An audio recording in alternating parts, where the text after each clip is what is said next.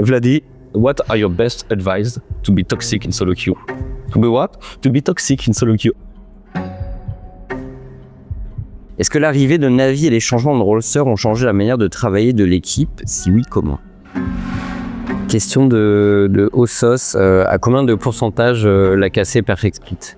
Après, il n'y a que Perfect Split, il n'y a que 4 BO. Will you be ready to all swap and you will go jungle or top? I don't know how I would do in more real games, so...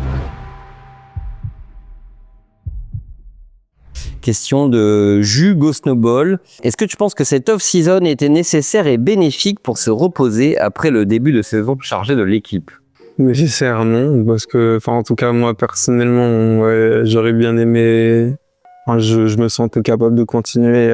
Je sentais vraiment que j'étais sur une bonne trajectoire de progression sur la fin du split. En tout cas, j'essaie toujours de prendre les choses un petit peu plus lentement en régulière saison et faire en sorte jouer de mieux en mieux au fil de la saison. Et du coup, je sentais vraiment que sur les playoffs, j'ai joué de mieux en mieux et j'avais envie que ça continue au MSI et à l'UMFZ, donc nécessairement.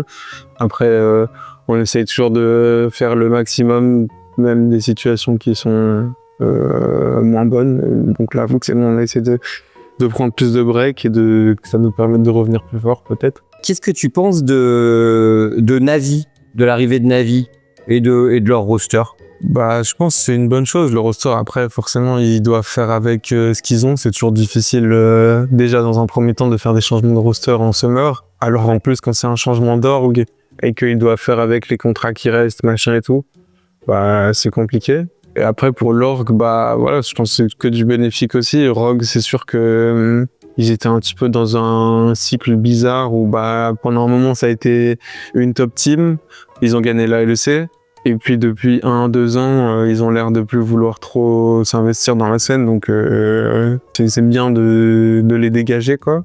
Et d'avoir une équipe à la place qui aura vraiment envie d'investir pour le bien de la région, investir pour avoir une équipe compétitive. J'espère que Navi, ce sera le cas pour eux. Question de Ossos, à combien de pourcentage l'a cassé Perfect Split? Après, il n'y a que Perfect Split, il n'y a que 4 BO. Oui, je suis d'accord. Perfect Split, combien de pourcents? Honnêtement, 80%. 80%? Très bien. Pour 4 BO3, ça devrait le faire quand même. Ça se tient, on est d'accord, So the question, of course, was your opinion on Pobis. I didn't know him before meeting him in the office. I didn't speak once to him, but I don't know. I have a always good relation with Koreans that are in my team. I usually like them a lot, and they like me. And I was surprised by how much he hard works. I feel like comparing it to Humanoid is really opposite because he asks me a lot of questions. He gives me a lot of feedback outside of the game. We can improve together a lot and get on the same page. So I'm very happy with him so far. Alors, question de Ezeoff Lane. Adam, penses-tu que Rooster jouera mieux que Irrelevant? Qu'est-ce que je pense de Rooster? Écoute, je te trouve très très bon en lane. Il a un bon Jace. C'est celui, ils sont plus en fort en lane, de toute façon. Voilà, il a un bon Jace, il a un bon Rumble. Ouais. Ce qu'on attendait probablement d'un Coréen. Après, est-ce qu'il va réussir à s'entendre mieux avec Irrelevant, avec sa team? Je sais pas. Tu vois, en fait, pour moi, BDS, ils ont un jeu, de mon expérience avec eux, ils ont un jeu très structuré. Et justement, ramener un Coréen au top, où tu vas devoir vraiment travailler tout ce dont tu as travaillé, notamment avec moi et là avec Irrelevant cette année. Tu vois, je trouve ça compliqué sur le papier, surtout avec la philosophie de travail que Striker a avec ses joueurs. C'est un gros risque, mais il y a du potentiel. Tu vois, Booster, c'est un bon laner. Après, mis à part 10 Rumble, je le trouve assez average, mais on verra. Ok. Penses-tu que Navi va réussir son intégration dans le LEC aussi vite que prévu? Ou est-ce que selon toi, il y aura un temps d'adaptation jusqu'après les Worlds? Et si oui, pourquoi? Genre point fort de l'équipe et sensations pendant les scrims. Bon, on en avait déjà un petit peu parlé. Du coup, écoute, pour l'instant, les scrims se passent très très bien. Premièrement, tout le monde est vraiment très en confiance. Je pense que c'est la première fois de l'année où on est en confiance avec les scrims, puisqu'avec Rogue, je pense que sur les 6 mois où on a fait des scrims contre des équipes LEC, on a dû être aux alentours de 10-15% win rate, tu vois. On se faisait arracher à chaque fois. Ah, c'est dur. Donc c'était impossible d'être en confiance en fait avec Rogue. Et là c'est littéralement tout le contraire. On gagne nos scrims, on est en confiance. Quand on fait des play-in game, on y va avec la manière et tout. Donc on est sur la même longueur d'onde, ça change tout. Est-ce que c'est dans les plans de Navy de gagner la LEC ce summer? Je pense pas.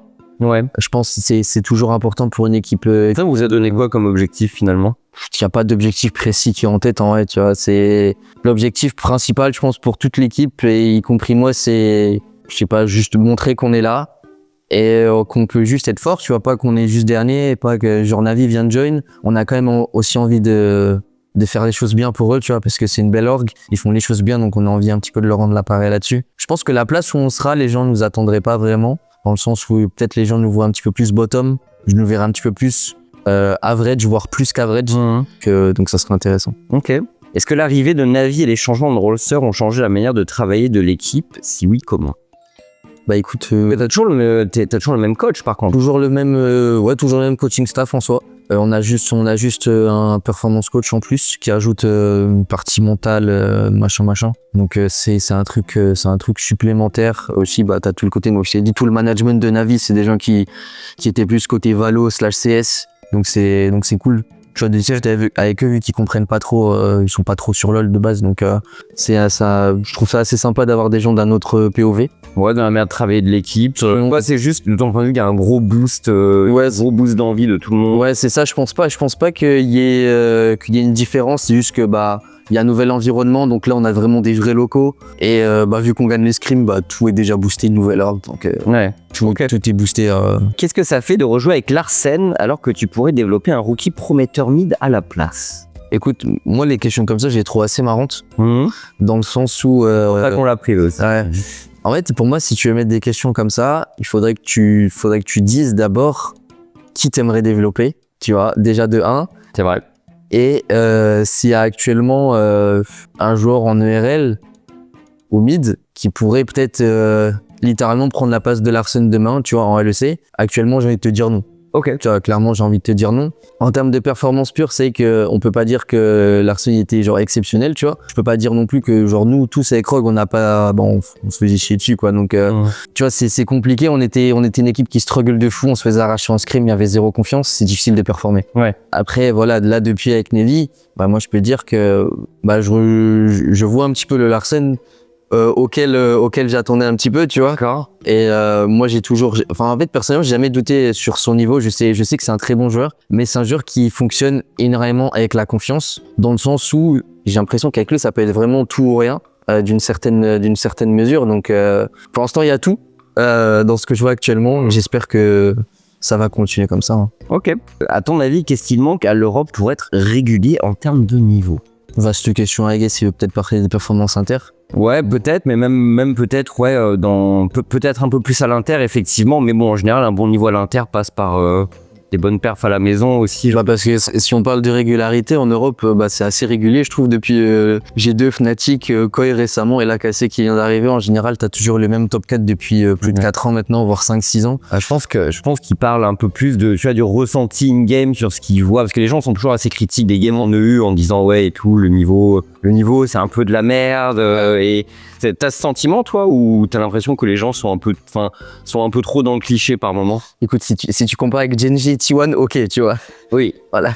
oui. C'est juste que si tu compares les équipes européennes avec les Godzilla des autres régions, c'est sûr que peut-être le niveau est un petit peu inférieur. Mais après, t'as les meilleures équipes du monde et c'est la compétition. Donc c'est normal que t'aies des équipes qui sont au-dessus. Après, voilà, en termes de régularité, moi je trouve qu'il faudrait, moi j'avais déjà dit, mais je trouve qu'il manque de super teams de fou en Europe. Ouais, comme à l'époque. Ouais, comme à l'époque. T'as pas genre une team actuellement où tu te dis les 5 meilleurs joueurs à l'Euro sont dans la même équipe. Et je trouve que c'est ce qui manque en fait. Les meilleurs joueurs sont répartis entre trop de teams. Ce qui rend les choses, le level a trop de disparité en fait. Ouais, moi je comprends. A few questions from Twitter. What do you think about the rhythm of the calendar, the competitions, the LEC? You guys are like Koi, like Genji, like T1, one of the team who are winning, so playing a lot. you didn't have that much free time, something like 1 week before going back to the season. Yeah. So as a player who won a lot quite recently, the schedule is always getting more and more packed. You know, for the first time in my whole life, actually, I've really lived what it feels like to be under stress. You know, like my body. So I had to deal with that. So for me, I think it's about how you deal with it, because it's hard for us to fight against the schedule. You know, there's just tournaments, and we are players. We are kind of forced to play those games.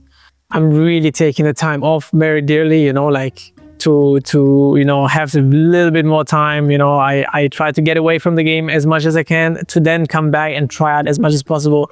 I try to, you know, go live a little bit into my hobbies whenever I can, because it you know, like it just breaks you a little bit out of the bubble to then like again really go into it, because I believe it's just very hard doing this over and over with so much pressure. I believe during the MSI and EWC we play like 30 games, official games, which is, it's an insane amount for 1 month. And it's not just us, right? Like every team that wins a lot has to deal. This is one of the things that people deal with. Casey had the same when they had to play Last Stand. They even took a week more off, I think 2. I'm not 100% sure here. But it is important to understand where your players are. Every player is different. Every player, you know, works differently. When I came back, I took like 4 days full off. Spent some time with my girlfriend. Went to see some nice places. And then you come back, you know, you're like, okay, now you have a task, you go with it, you practice again, and everything over again, you know. And on the long term, because we're talking about a year is still really tough, but yeah, you did many years before, and next year you also will have to deliver. So on the long run, is it okay? I think, to be honest, I think it's too much, because it's just a very big burden on a player. So I don't know how sustainable it is. Obviously, I haven't played this much for like maybe this is like the second year now or the third year, because also with like the days like the tournament at the end of the year, the Red Bull one. Yeah. But also it also adds up, you know, like these things, they just add up to it, and it's hard for us to, you know, change it. So again, like we will have to stick with it. We have to adapt to it. But obviously it's not easy. Okay. Especially, I mean, for a pro player these days, it's not easier. So from the Cloud au fait, are you more fries or potatoes? More fries or potatoes? Yeah. Oh, definitely more fries. Yeah. I like potato wedges. You know, the wedges. Okay. Especially if they're like very crispy, because they're crispy on the outside and like nice. Sometimes very nice, you know, but more often fries. Yeah, a good old fries. Yeah. Why did you skip Rumble that long? Because recently for WDC, we saw the solo queue historic, and you managed to pull a good Rumble at WDC, but was it only because you dislike the champion? Why did you skip it for that long? I mean, basically, I knew it was always a strong champ, right? Like, this is not something that, like, I'm not delusional. I always prefer playing more into it. As people know, like, I play a lot of Ornn into it, and the game's just been going good. And whenever I played Rumble myself, the games just didn't go as good. We decided that maybe we just shouldn't play it, right? And then the meta kept going, oh, it's still Rumble. It's gonna get nerfed. It's still Rumble. It's still Rumble. And then it was still Rumble. And then I was like, okay, you know what? After MSI, I was like, now it's the perfect time to really put my time and effort in playing it. And I did, and I believe it was good, you know, like I was playing against Rufo, and they were really camping the shit out of me. But I believe I played a good lane, and I know I can play this champion now, so I'll be confident, you know, so we're gonna get a victory on it, so I'm happy about it. I think I will have a good laugh if it's nerfed in the 3 next patches and constantly playable. Vladi, at what time of the day do you rest? Because you had something like 500 solo queues in 41 days. So when do you sleep? When do you eat? When do you rest? I mean, I have the time to eat anyways, like it's 10 minutes of my time, so it's fine. Either I will queue or I will just watch something. And then, I mean, I don't know, I just sleep at, I will sleep at 3 or something, maybe 4 sometimes, because we don't need to be in the office very, very early. So yeah, I think I just sleep at like 3, 4, and then I do scrims, and then I play solo.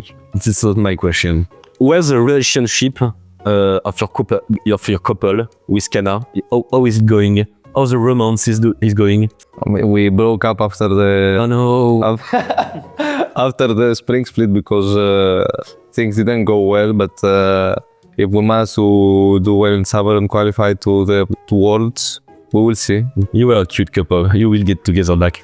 And someone asked, Vladi, What are your best advice to be toxic in solo queue? To be what? To be toxic in solo queue. How to be really toxic in solo queue? Best advice. I would say whenever you die, just blame it on something besides you, because you're always doing something good. Just basically you are him every single game. You are the best. So just whenever you see anything wrong with your team, or it's never your fault. So just blame it on everyone and blame them. okay. And then on the computer, on the cat, and things like that. And so how is it to, I wouldn't say share a mid lane with Niski? Niski is a weird guy and he's pretty boosted, I would say. Yeah. He's here for the content, I think. Yeah. Because he's pretty much useless. He's just streaming and farming the KC fanbase. But yeah, it's fine. I'm happy to be with a clone. Yeah, but he can cook. Hi Supa, thank you for taking the time. First of all, I have Twitter questions from Yanis. So for Supa, how does it feel to be the best ADC in you? It feels nice to win LEC, to prove myself, and I'm really happy with this. I want more and more.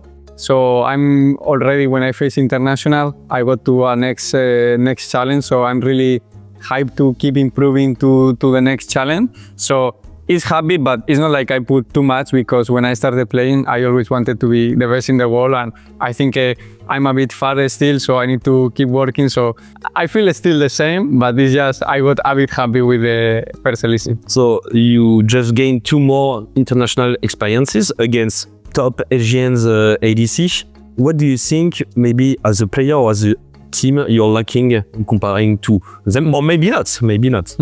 The first thing is, I think I always work well and smart.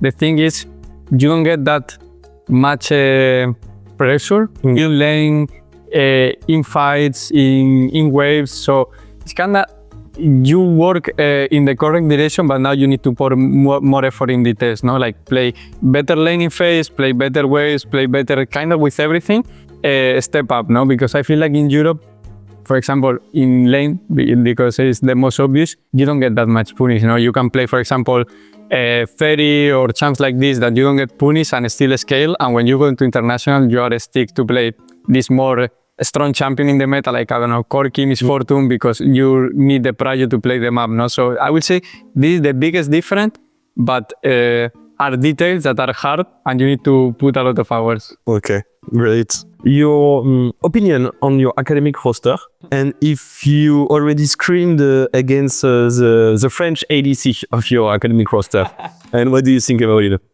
We couldn't scream because we were international when they signed, but I think we're going to scream to them eventually, like when we come back to scream. But I like the roster. I think they are young, they have good people. Like I really like, for example, like Fleskowi. I think Night Slayer is doing pretty well. I think 13, I like him. In Spain we say he has cojones, like he has balls, but he needs to chill a bit. I like him. We talk every doubt that he has. I'm glad to answer him, but he needs to chill more, be more smart, but he has the talent to be really good. And I like that every time he see me, he say, I will take you a spot. This is a year I like. Yeah, I like the spirit. What do you think of the rhythm of the competition calendar for LEC for the year? Is it too much? How do you feel about Split Split, First 10, MSI, LWC, Summer Split, and so on? I didn't put much attention with the first part around First 10 because we didn't go, so I'm not really sure if it was the same as EWC, MSI in a row. But I think this part of, for example, EWC, I think it's a bit too much, because I think if at least we arrived to quarterfinals and we could leave a bit faster, but we have like 1 week, but teams like Genji, T1, or AL, they have no break. I think they arrive and they play the next day. Yeah. I don't know if they could move the eSport World Cup. I think it's a a good tournament. Like I'm glad that we could play into more Asian teams, but I feel like if you give a bit more rest, the rest is completely fine because I like First Hand, I like MSI, I like Worlds, but you need to put this tournament, I don't know when, maybe you could even put it in December when teams do boot camps, I don't know, but in general, I'm happy with the rest. Okay. Do you think that Varus became the Azir of the bot lane? It's like the kit is broken, you can play it anywhere, anytime, and except if it's abusively nerfed, it will still be there like Azir. And the thing is, Aesir, they are more lucky because this champion is DPS, engage, strong inside, fine laning phase, setup, everything, can do everything. Kind of Varus. Yeah, but the thing is, Varus can lack sometimes DPS or range, and I feel like Aesir has everything, so I'm a bit jealous of that, but a bit more weak, there is Varus that wins lane or is fine into every single champion in the bot lane, good range, you can go attack speed, you have AP damage, so it's pretty annoying. I really like that Riot nerfed it because this champ, when it's good in the meta, is broken because you can do like 2-3 builds, tank, AP damage. I kind of hate it a bit because I see on him a bit of noob champ, yeah, because he can contest Praios without in his tower with when his lethality, so I don't like it that much. I like more the attack speed. I think it gives you more skill, but anyway, I think the champion is pretty fun and I really like it. And for Koi, half of the time, he will not even be used. That will be pretty. Yeah. Question de Blueskin. We saw that the Fearless draft was causing some problems even to some of the best teams in the world. How can you exploit those weaknesses in order to surpass those teams? Yeah, I mean, I think we have also struggled a lot with the Fearless draft. I think it proves it is like a very new challenge, and especially with how scrims and the stage can be a bit different, it can feel very weird. It's like there's a very low sample size of games in like the game 4, game 5s that I've even had like in my whole life right now at this point. What's the best to aim for? What's the best to like what kind of traps do you want to put? Which champions are like high value? It also changes a bit like based on each series because it's going to be different champions out. So honestly, it is just very, very complicated. I think we're far from a perfect solution. We don't even have a good solution, I would say, honestly. And I think how we exploit it is just that every other team is the same, right? Like everyone else is going through the same struggles we are. And if we get ahead of it, if we get a little bit better at understanding these, especially later games, but even also the first games, like do we set up for the later games in those? That's also a big question, right? And how willing are we, how much are we willing to like sacrifice to do so? And I think if we get ahead of those, we can get some big advantages now. Okay. Okay, so there is a footballistic comparison. If ever the Messi of Europe was coming to the mid lane, would you be ready to all swap like Perkz did in order to maximize Europe's chance to win Worlds? Would you be ready to do that? I mean, I don't see myself role swapping, to be honest. You already did one. I did one role swap once, and I role swap back fast again. Yeah. I mean, I think bot lane in general is not my favorite role. So honestly, role swapping that was a bit troll. I think I like top jungle a lot more. If the Messi, or I don't actually remember if it said Messi or Ronaldo, but if he came and of mid lane and I really like, he really showed me something. I played against him like, oh, this guy is very special. Then I would definitely role swap if I thought that would help me win worlds, right? Like I think that would be a no-brainer. I do think that's he would have to be like exceptionally talented, right? Like he would have to be like very, very good because I think I would prefer staying on mid lane. But I mean, again, if someone really proves it to me, I wouldn't be against the role swapping. And you will go jungle or top? I mean, I like jungle, but mainly cheesing. I don't know how I would do in like more real games. So probably top lane. Probably top lane. Yeah. But also, if I play jungle, I get to play with him more, I guess. So maybe jungle would actually be.